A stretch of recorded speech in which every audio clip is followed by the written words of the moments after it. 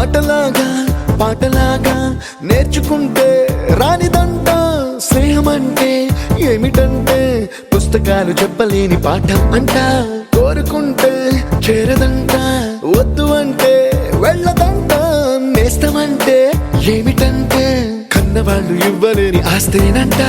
ఇస్తూ నీకై ప్రాణం పంచిస్తూ తన అభిమానం నీలో ప్రతి ఒంటరి తరుణం చెరిపేస్తూ